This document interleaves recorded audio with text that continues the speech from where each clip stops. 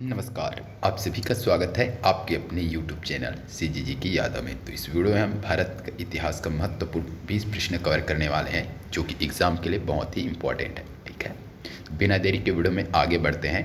पहला प्रश्न क्या दिया है देख लीजिए। जातक किसका ग्रंथ है? तो जातक किसका ग्रंथ है भाई? वैष्णव का, जैन का, बौद्ध, शैव, किसका है? किसका ग्रंथ है या किस धर्म का ग्रंथ है, ऐसा दे सकते हैं ना। तो इस प्रश्न के लिए सही आंसर क्या हो जाएगा? सभी को लगभग पता ही होगा। क्या हो जाएगा? कमेंट करके बताते चलिएगा।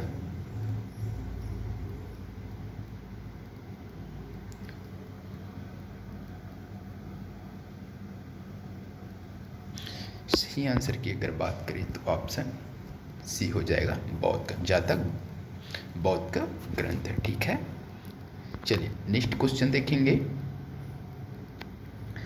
अष्टाध्यायी किसके द्वारा लिखी गई है? अष्टाध्यायी किसके द्वारा लिखी गई भाई? वेद व्यास, पाणिनि, सुखदेव, वाल्मीकि। जिसको भी आंसर पता रहेगा कमेंट करके जरूर बताइएगा। ठीक है,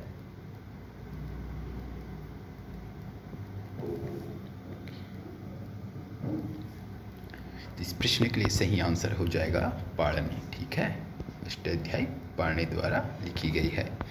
नेक्स्ट क्वेश्चन, हर्षचरित किसके द्वारा लिखी गई है? कालिदास, बाणभट्ट, वाल्मीकि, वेद व्यास।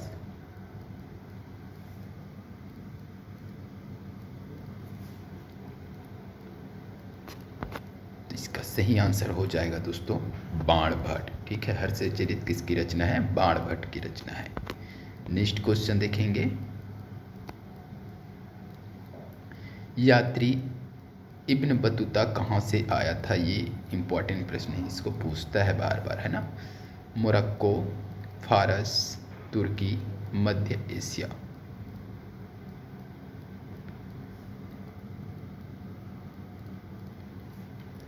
तो इस प्रश्न के लिए सही आंसर हो जाएगा दोस्तों ऑप्शन ए हो जाएगा, मोरक्को।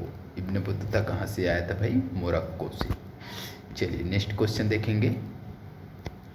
निम्नलिखित विद्वानों में हड़प्पा सभ्यता का सर्वप्रथम खोजकर्ता कौन था? तो निम्नलिखित विद्वानों में से हड़प्पा सभ्यता का प्रथम खोज किसने किया था सर्वप्रथम? ये चीज पूछा गया। Sir John Marshall, A Cunningham, R D Banerjee, Dayaram Sahni.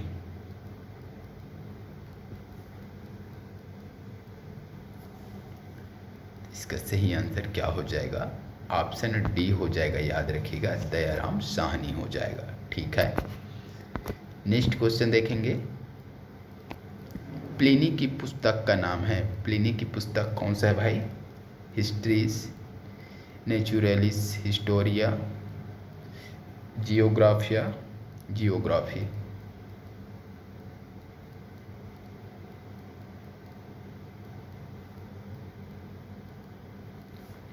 इसका सही आंसर क्या हो जाएगा? Naturalis Historia. ठीक है, प्लिनी की पुस्तक का क्या नाम है? तो नेचुरलिस हिस्टोरिया। ठीक है, नेक्स्ट क्वेश्चन। निम्नलिखित में से किसे एक नए संवत चलाने का यश प्राप्त है? तो किसको इसमें से नए संवत चलाने का यश प्राप्त है? धर्मपाल, देवपाल, विजय सेन, लक्ष्मण सेन। तो इस प्रश्न का सही आंसर हो जाएगा दोस्तों ऑप्शन डी हो जाएगा, लक्ष्मण सेन। ठीक है, तो लक्ष्मण सेन को नए संवत चलाने का यश प्राप्त है।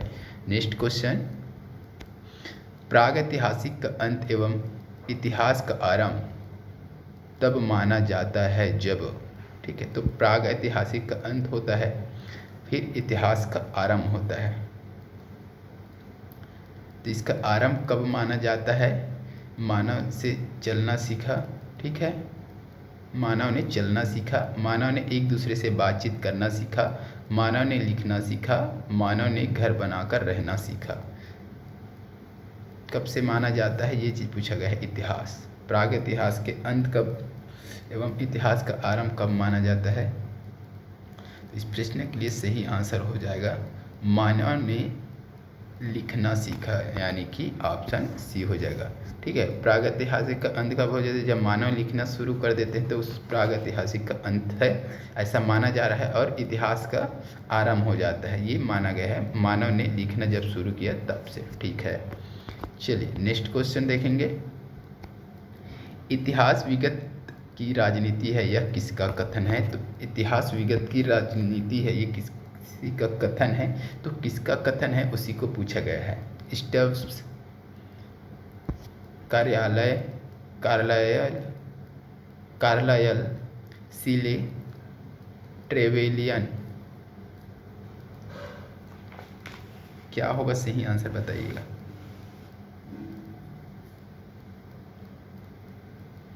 इस प्रश्न का सही आंसर हो जाएगा सीले। ठीक है, इतिहास विगत राजनीति है तो ये सीले का कथन है। नेक्स्ट क्वेश्चन देखेंगे। भारत में सिक्कों का प्रचलन कब आरंभ हुआ? 600 ईसा पूर्व, 300 ईसा पूर्व में, कनिष्क के शासनकाल में, हर्षवर्धन के शासनकाल में।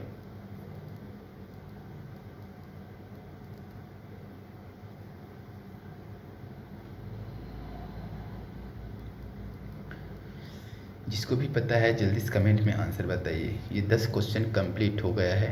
तो वीडियो अच्छा लग रहा है तो यार वीडियो को लाइक कर दीजिए, ठीक है, शेयर कर दीजिए। जो लोग चैनल में नए हैं चैनल को सब्सक्राइब भी कर लीजिए। चलिए, तो इस प्रश्न के लिए सही आंसर क्या हो जाएगा दोस्तों? 600 ईसा पूर्व में। ठीक है, तो ऑप्शन ए हो जाएगा। भारत में सिक्कों का प्रचलन जो है 600 ईसा पूर्व से माना जाता है या हुआ है, आरंभ हुआ है। ठीक है, चलिए नेक्स्ट क्वेश्चन देखेंगे। सातवाहनों के समय में मुद्रा सर्वाधिक किस धातु के बने? तो सातवाहन जो शासक था उसके समय में जो मुद्रा बने थे वो किस धातु के बने थे? सर्वाधिक बोला गया है ना, ज़्यादातर किस धातु के मुद्रा बनाए गए थे सातवाहन शासकों में? तो सीसा, पोटीन, तांबा, स्वर्ण।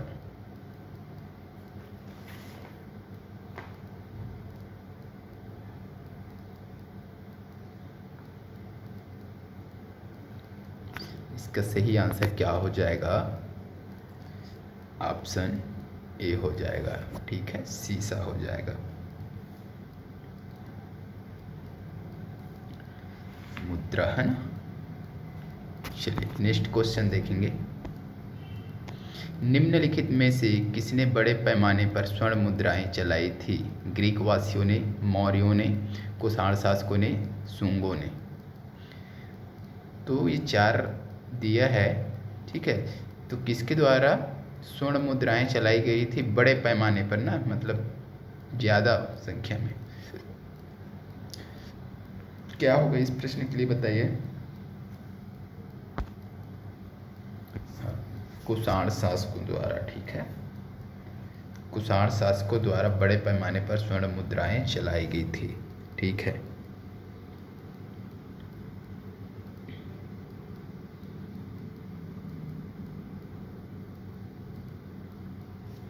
चलिए नेक्स्ट क्वेश्चन देख लीजिए।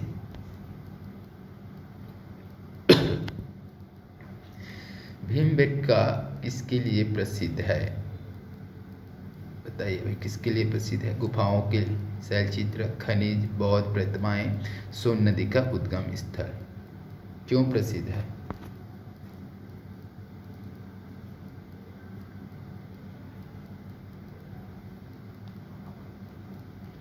तो इसका सही आंसर हो जाएगा ऑप्शन ए हो जाएगा, गुफाओं के शैल चित्र। ठीक है, भीमबेटका कहाँ है भाई?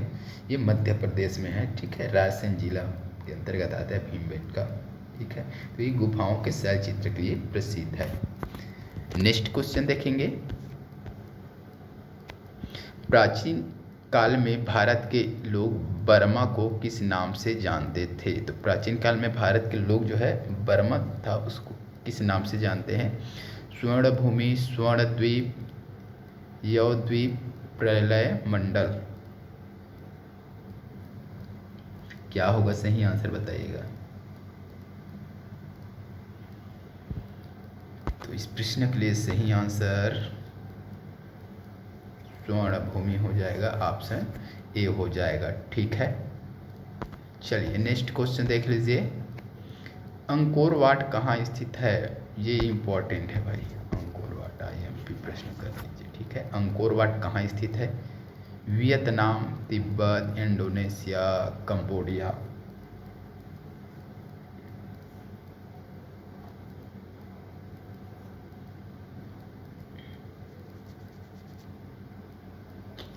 तो इस प्रश्न के लिए सही आंसर क्या हो जाएगा भाई? कंबोडिया हो जाएगा। कंबोडिया कहाँ है? कंबोडिया ये डी ने लिखा करके 4 लिखा, कंबोडिया हो जाएगा, ठीक है।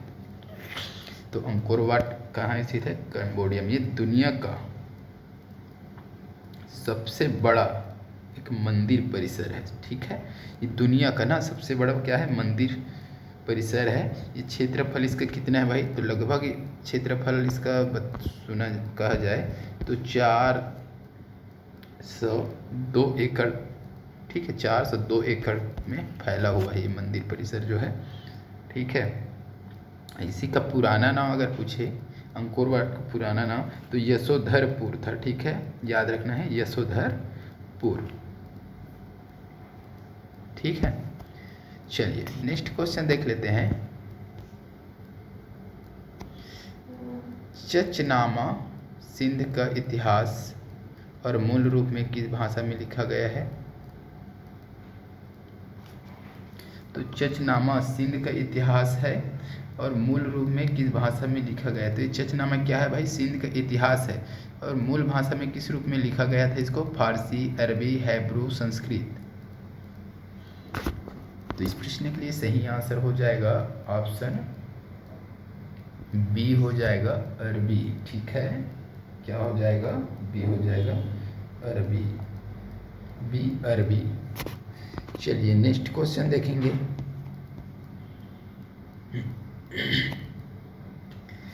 भारतवर्ष के लिए इंडिया शब्द का प्रयोग सर्वप्रथम किसने किया? तो भारतवर्ष के लिए इंडिया शब्द का प्रयोग सर्वप्रथम किसने किया है भाई? Herodotus, Megasthenes, Strabo, Ariane.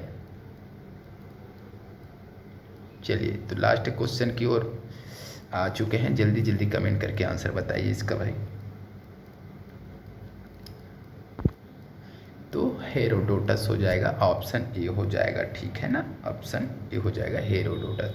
Bharatvarsh के लिए इंडिया शब्द का प्रयोग सर्वप्रथम हेरोडोटस ने किया था। चलिए नेक्स्ट क्वेश्चन। किसने ब्राह्मी एवं खरोष्टी लिपियों को उद्धार क्या है? 1 मिनट ना। किसने ब्राह्मी एवं खरोष्टी लिपियों का उद्वाचित किया? उद्वाचित है ना, ये उद्घाचित हो गया है, ये उद्वाचित हो जाएगा, ठीक है। कुछ इस तरीके से उद्वाचित, ठीक है। तो इस प्रकार से है, ये उद्वाचित है, ठीक है। किसने किया है? ब्राह्मी एवं खरोष्टी लिपियों का उद्वाचित किसने किया है? Piyadassi, Alexander Cunningham, Colin Mackenzie, James princess.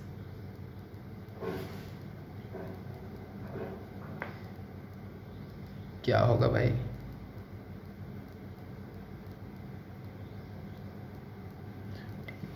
यहाँ थोड़ा सा मिस्टेक यहाँ भी दिख रहा है ना, सुधार लेना। ये डी कर लेना, ABCD, ठीक है। अब ये क्यों दिख रहा है अंदर का? डी है ये, ठीक। यहाँ बना देता हूँ। क्या हो जाएगा आंसर? सही बताना है आपको। इसका सही आंसर हो जाएगा जेम्स प्रिंसेस हो जाएगा, ठीक है। तो ब्राह्मी एवं खरोष्टी लिपि का उद्वाचित किसने किया था? जेम्स प्रिंसेस ने किया था। चलिए नेक्स्ट क्वेश्चन देखेंगे। प्रयाग प्रशस्ति अभिलेख का लेखक हरिसेन किस शासक का दरबारी कवि था? ठीक है। तो प्रयाग प्रशस्ति के लेखक कौन है भाई? हरिसेन। या किस शासक का दरबारी कवि था, ये चीज पूछा गया है। चलिए बता दीजिए क्या होगा सही आंसर। समुद्रगुप्त, अशोक, कनिष्क, चंद्रगुप्त द्वितीय।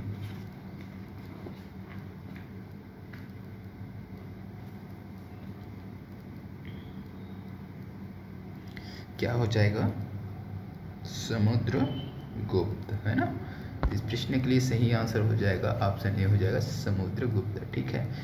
तो हरिसेन जो है समुद्रगुप्त के दरबारी कवि थे, ठीक है। ये थे है ना, ये द हो गया, थे, ठीक है, या था, ठीक है। तो समुद्रगुप्त का दरबारी कवि था कौन? हरिसेन। इसकी रचना क्या है? प्रयाग प्रशस्ति, ठीक है। चलिए आगे बढ़ते हैं और इस वीडियो का लास्ट क्वेश्चन है ये, कवि कालिदास के नाम का उल्लेख किस लेख में हुआ है? कवि कालिदास के नाम का उल्लेख किस लेख में हुआ है? इलाहाबाद स्तंभ लेख, अलापाडू दान लेख, ऐहोल के उत्कीर्ण लेख, हनुमकोंडा उत्कीर्ण लेख।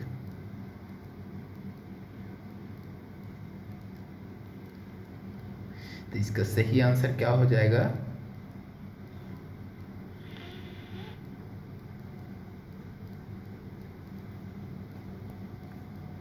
ऑप्शन सी हो जाएगा, ठीक है। ऐहोल का उत्कीर्ण लेख, ठीक है। कवि कालिदास के नाम को लेख ऐहोल के उत्कीर्ण लेख में हुआ है, ठीक है। तो आज के इस वीडियो में बस इतना ही। वीडियो अच्छी लगी हो तो लाइक कर दीजिएगा, ठीक है, शेयर कर दीजिएगा और चैनल में नए हैं तो चैनल को सब्सक्राइब कर लीजिएगा। चलिए जल्द मिलते हैं नेक्स्ट वीडियो के साथ, तब तक के लिए वंदे मातरम, जय हिंद।